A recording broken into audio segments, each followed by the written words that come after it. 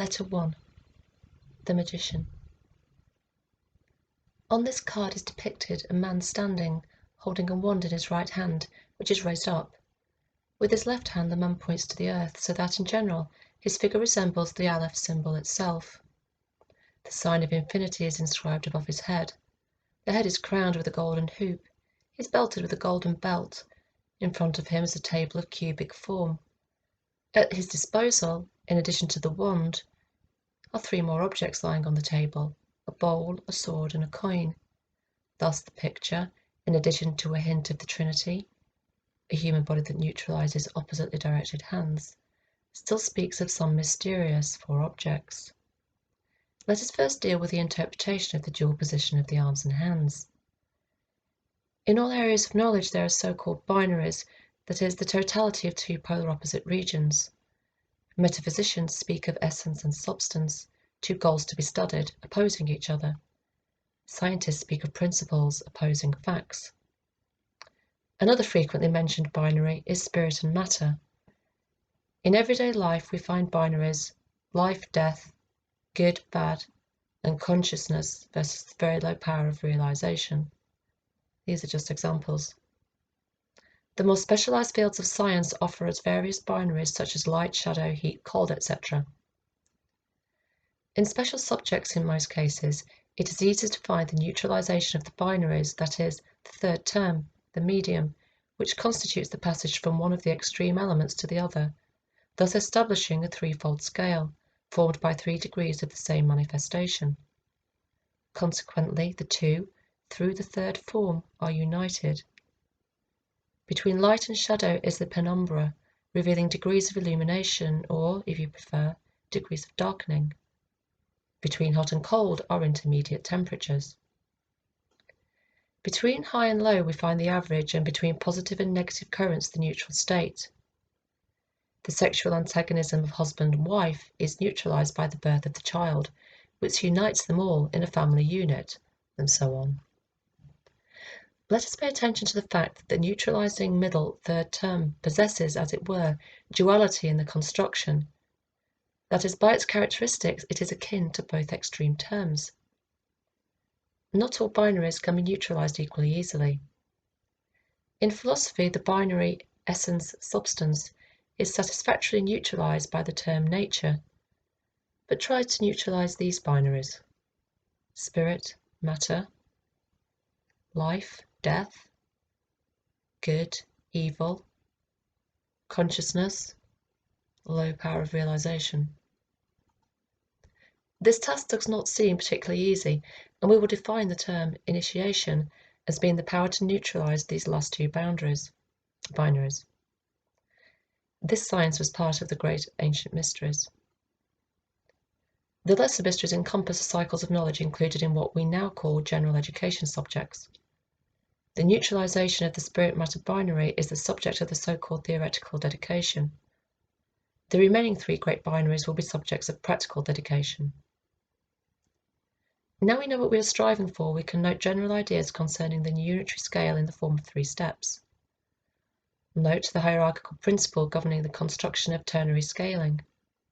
The up step being the higher hierarchy, but identical in essence to the other steps, is as if it were simply reflected in these steps, but gradually diminished in intensity. It is deduced that subaltern power, below, is distinguished from the superior power only by the breadth and intensity of competence, and not by its character. Consequently, an ordinary chief of some subordinates, responsible for different tasks, must have in himself a summary of the competencies of these various specializations. Note also the idea of continuity of passage between one step and another step. We have outlined only 3, but in most of the examples cited, passing from one step to another is smooth and continuous. From the consideration of unitary turners, the possibility of their dual genesis follows. You can proceed from extreme terms as we did and get the average. From the study of the unitary ternaries, we deduce that their genesis can be dual. We can proceed from the extreme terms as we did and reach the average. We will call this genesis a general kind of ternary. In many examples, no one forbids us to proceed from the middle term, and by defining it, to define the poles. Neutral electricity, by the process of surface friction, separates into electrical positivity and negativity. Nothing prevents us from considering a partial shade as a shadow space, partially illuminated by a light source, as in twilight. The child, on the one hand, is attractive to us. He, in his growth and nutrition, attracts a number of elements. On the one hand, he discovers activity, expansiveness that extends to external objects. Both properties are connected in it. They can be mentally divided in it. In such cases, we will have another type of ternary, to which we'll give the name the ternary of the Great Arcanum. We will leave these ideas for the moment and move on to the method of obtaining them. Today, using some analogies, we approach the so-called symbolism. But what is symbolism? It is a method of analogy applied to a particular case. Let's look at the ternary light, penumbra, shadow. Under these elements, we place other ternaries, and also, under the other extreme elements, unneutralised binaries. For example, light, penumbra, shadow, high, medium, low, essence, nature, substance. So what then should go between spirit and matter, life and death? If I compare all the lines with the first, then I symbolise the elements of all the lines with the elements of the first line. Perhaps in one of the lines I neutralise the extreme poles only because the top line prompted me to do this. Then this will be an example of the realisation power of a symbol in the metaphysical logical world. As we can see in the fourth line, we did not neutralise the spirit-matter binary, because the realisation power of the symbol has not yet been found here, but only the possibility of a conditional comparison. If you liken spirit to light and matter to shadow, then the term I'm searching for corresponds to penumbra. This is already something.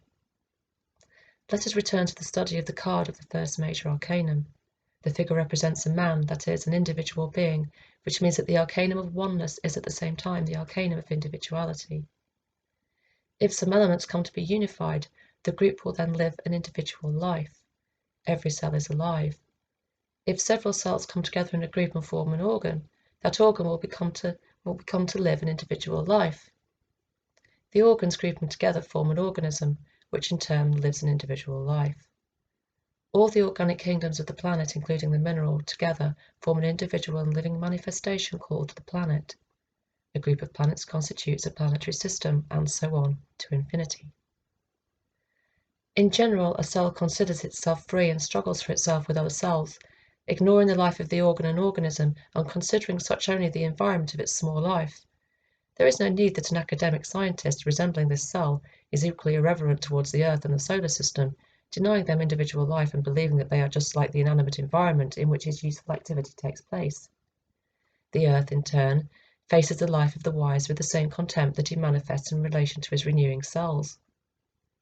Arcanum 1 reveals to us that these individualizations exist, that not only a group of atoms was individualized into a molecule in the name of life, but that even an artificial group of people united in a collegium individualizes and lives a collegial life, treating with contempt the small private interests of each one of its members. This universal idea is best formulated by Christ in the text, "For where 2 or 3 are gathered in my name, there I am in the midst of them." Matthew chapter 18. Outside of the Logos there is no realized life, therefore, in my name means in the name of life. Returning to the illustration, let us pay attention to the fact that it depicts a man, and, moreover, a man who is standing, a posture that corresponds to the positive active element. This will serve as an indication for the title of the first arcanum. This arcanum is called Majors by esotericists, and in common parlance is called le battleur, that is, a popular juggler who performs in circuses and fairs. For us it represents an active individual being. If, in the universe, we admit 3 basic elements, archetype, man, and nature, we can establish a theosophical ternary and give the arcanum a title in each of these 3 planes. In the plane of the archetype, the active aspect, divine essentia.